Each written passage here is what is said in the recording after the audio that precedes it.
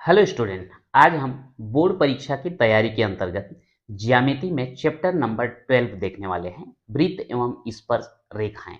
मैं हूं परमल पटेल। स्वागत है आपका आपके अपने चैनल पी.एन. पटेल क्लासेस पर। तो आइए देखते हैं। जैसे कि ज्यामिति में 3 चैप्टर है, 11, 12 और 13। तो यहाँ पर चैप्टर नंबर 13 जो है हम देख चुके हैं। आज हम देखने वाले हैं चैप्टर नंबर 12, वृत्त एवं स्पर्श रेखाएं, जिसमें जो है 4 अंक का एक प्रश्न दिया जाएगा और अथवा में जो है 4 अंक का एक प्रश्न चैप्टर 11 से दिया जाएगा। हाँ, कुछ प्रश्न जो है ऑब्जेक्टिव के भी आ सकते हैं। ये दोनों चैप्टर मिला करके 1 अंक वाला 3 प्रश्न दिया जाता है। तो ये कंफर्म नहीं किया जा सकता कि ये 1 अंक का प्रश्न 11 से देगा या 12 से देगा या फिर दोनों से देगा। तो फिलहाल आज जो है वृत्त एवं स्पर्श रेखाएं के अंतर्गत हम प्रमेय देखने वाले हैं। मुख्य रूप से 4 प्रमेय इस चैप्टर से पूछे जाते हैं। तो ये चारों प्रमेय जो है हम अभी देखने वाले हैं। तो आइए देखते हैं। सिद्ध कीजिए कि चक्रीय चतुर्भुज के सम्मुख कोणों का योग 180 अंश होता है। ये प्रश्न जो है प्रायः पूछा जाता है कि चक्रीय चतुर्भुज के सम्मुख कोणों का योग 180 अंश होता है। तो यहां पर जो है सबसे पहले हमको समझना होगा ये चक्रीय चतुर्भुज होता क्या है। तो आइए देखते हैं। चक्रीय चतुर्भुज उस चतुर्भुज को कहते हैं जिसका चारों शीर्ष जो है वृत्त के परिधि पर होना चाहिए।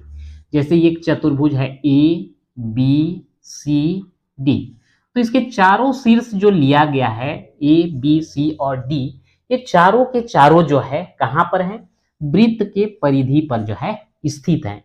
इसलिए ये कौन सा चतुर्भुज कहलाएगा? चक्रीय चतुर्भुज कहलाता है। लेकिन एक आप चतुर्भुज लीजिए,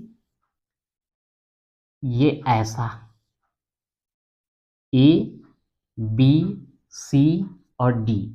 तो यहां पर इस चतुर्भुज में, चतुर्भुज तो ये भी है लेकिन इसमें जो है 3 शीर्ष ए बी और डी जो है वृत्त के परिधि में स्थित हैं और एक शीर्ष जो है वृत्त के बाहर है। तो इस कंडीशन में हम इसको चक्रीय चतुर्भुज नहीं कहेंगे। ठीक ऐसे ही अगर एक और हम एग्जाम्पल ले लें और ये जो है ऐसा ले लिया जाए ए बी सी डी, ये भी आपका चक्रीय चतुर्भुज नहीं कहलाएगा क्योंकि इसमें भी केवल 3 शीर्ष जो है वृत्त के परिधि में है और चौथा शीर्ष जो है वृत्त के अंदर है। तो अब आप समझ गए होंगे कि चक्रीय चतुर्भुज मतलब ऐसा चतुर्भुज जिसके चारों शीर्ष जो है वृत्त के परिधि पर होना चाहिए, यही आपका चक्रीय चतुर्भुज कहलाता है। अब यहां पर हमको सिद्ध करना है कि सम्मुख कोणों का योग जो है 180 अंश होता है। सम्मुख कोण मतलब अगर हम कोण ए को लेंगे तो इसका सम्मुख कोण होने वाला है कोण सी। तो इन दोनों कोणों का योग जो है 180 अंश होगा। ठीक वैसे ही कोण बी और कोण डी, इन दोनों कोणों का योग भी 180 अंश होगा। तो यहां पर यही हमको सिद्ध करना है। लेकिन प्रमेय को सिद्ध करने के लिए जो है एक सिस्टम होता है, उसी के तहत हम लोग हल करते हैं। सबसे पहले देखते हैं ज्ञात है। ये जो स्टेटमेंट दिया गया है, सिद्ध कीजिए कि चक्रीय चतुर्भुज के सम्मुख कोणों का योग 180 अंश होता है। यहां से इस प्रश्न को पढ़ने के बाद, इस स्टेटमेंट को पढ़ने के बाद आपको क्या समझ में आता है, क्या हमको दिया गया है, उसको हम यहां पर लिखेंगे। तो इसके लिए जो है सबसे पहले तो एक चतुर्भुज हम बना लेंगे जो कि चक्रीय चतुर्भुज होना चाहिए।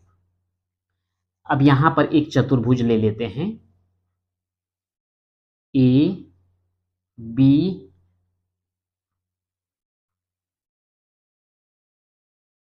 सी और एक ले लेते हैं इधर डी।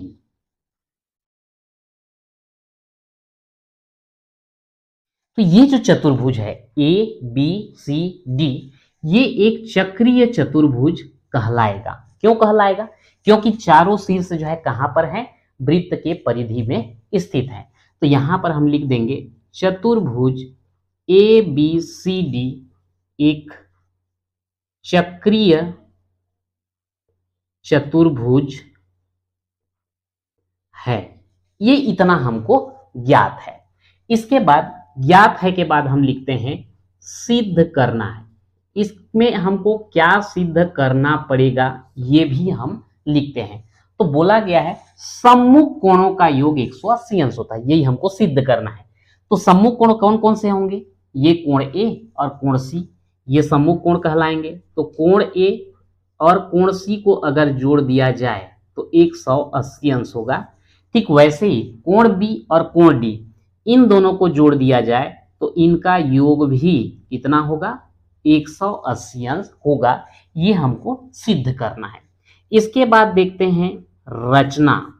रचना यानी कि इस प्रमेय को सिद्ध करने के लिए कुछ हमको एक्स्ट्रा हेल्प लेना पड़ता है, उसी को हम लोग बोलते हैं रचना। तो रचना में हम यहां पर ले लेते हैं बिंदु O को इधर मिला देते हैं A से और इस तरफ मिला देते हैं C से। तो यहां पर हम लिख देंगे केंद्र O को A व C से मिलाया, ये हो गया आपका रचना। इसके बाद जो आता है वो होता है उपपत्ति, और इसी के अंतर्गत जो है हम इसको सिद्ध करके बताते हैं। तो अब देखते हैं उपपत्ति में क्या होगा।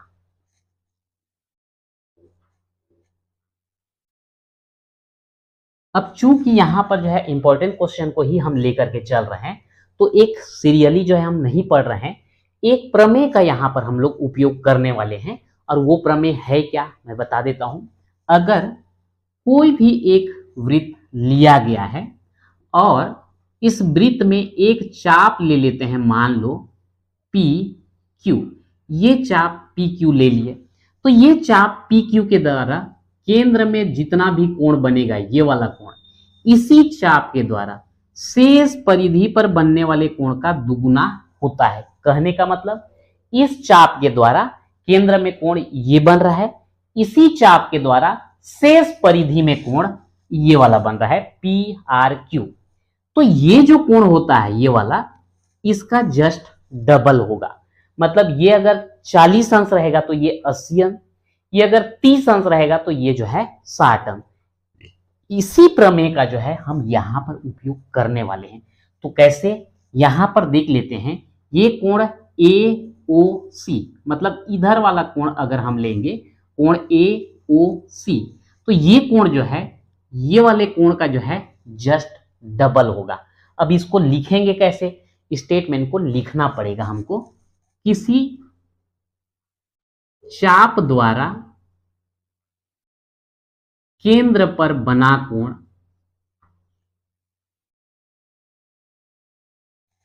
उसी चाप द्वारा शेष परिधि पर बने कोण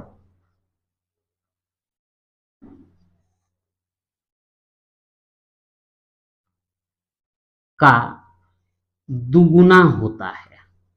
यहां पर जो है द है ना, दुगुना होता है। इसलिए कोण ए ओ सी, कोण ए ओ सी बराबर दो कोण ए डी सी, दो कोण ए डी सी। समीकरण नंबर 1 लिख देते हैं इसको।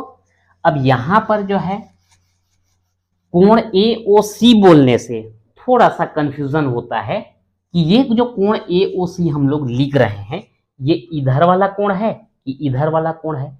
अगर इस तरफ वाला कोण है तो कौन से चाप के द्वारा बना होगा, चाप ए बी सी के द्वारा। यहां हम लिख सकते हैं चाप ए बी सी द्वारा बना कोण, ठीक है।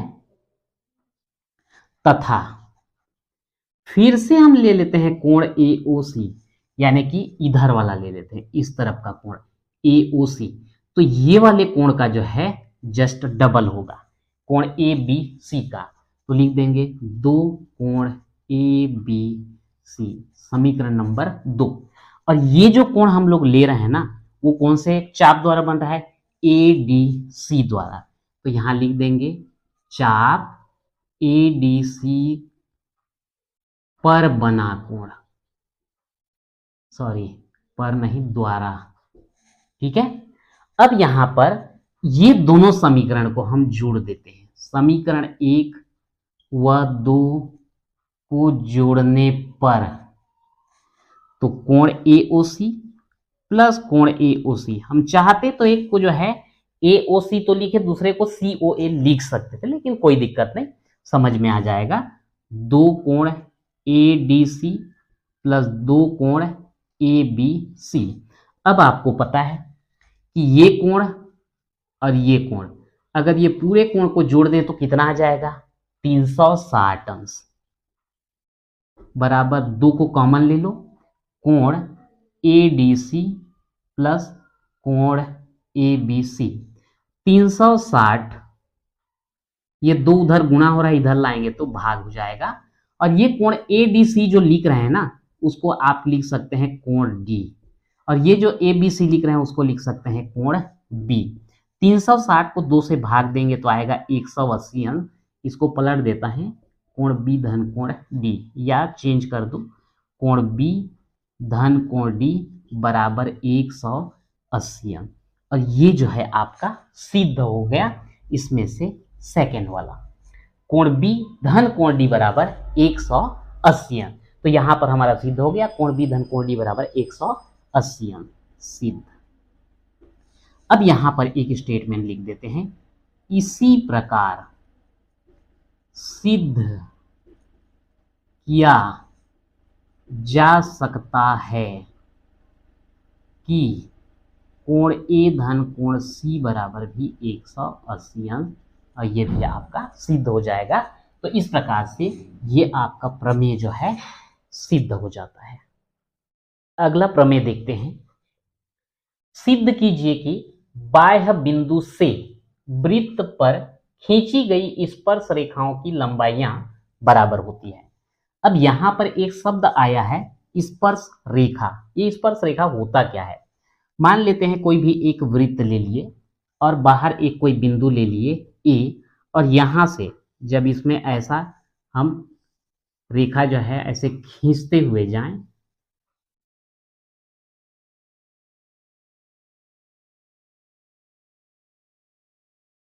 तो यहां पर जितना रेखा खींचा गया है ये सभी जो आपको दिख रहा है, ये सभी जो है वृत्त को 2 बिंदु पर जो है प्रतिच्छेद करते हुए जा रहे हैं। तो ये सभी जो है वृत्त की छेदक रेखा कहलाते हैं। लेकिन यहाँ जो ऊपर में लिया गया है और ये जो सबसे नीचे लिया गया है, ये वृत्त को एक बिंदु पर केवल जो है स्पर्श कर रहे हैं। तो ये जो दोनों रेखा है इसको बोला जाता है स्पर्श रेखा।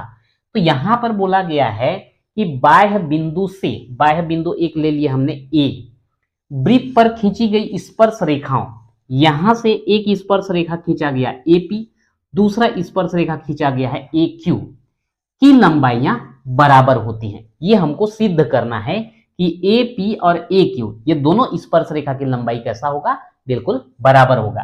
तो जैसे कि आपको बताया गया था, सबसे पहले हमको लिखना होता है ज्ञात है। तो इसमें क्या ज्ञात है, बिंदु A से वृत्त पर 2 स्पर्श रेखा खींचा गया है AP और AQ। तो इसको जो है हम लिख देते हैं, वृत्त पर बाह्य बिंदु A से स्पर्श रेखा AP व AQ खींचा गया है, ये आपका ज्ञात है।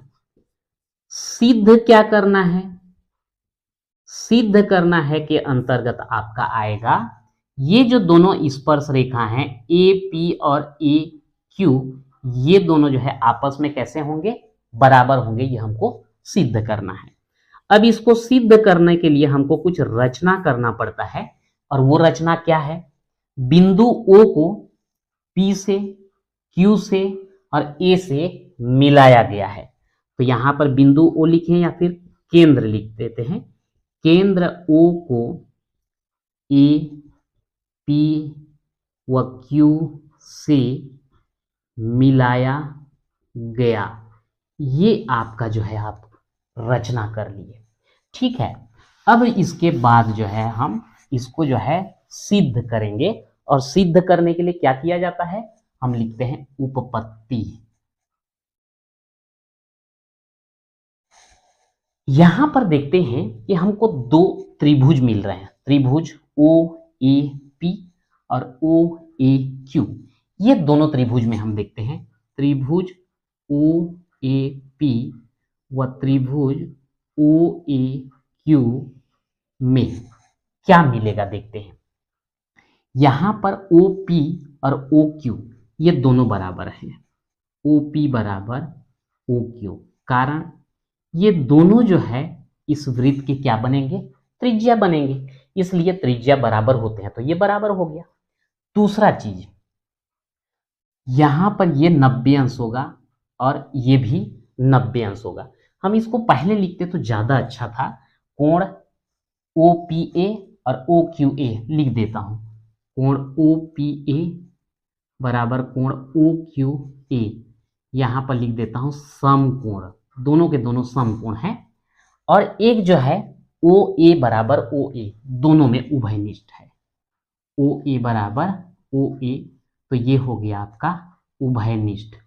अब यहां पर एक प्रमेय और लागू हो जाता है, अगर इस त्रिभुज की हम बात करें तो ये क्या है, समकोण, ये क्या है, कर्ण, और ये क्या है, एक भुजा।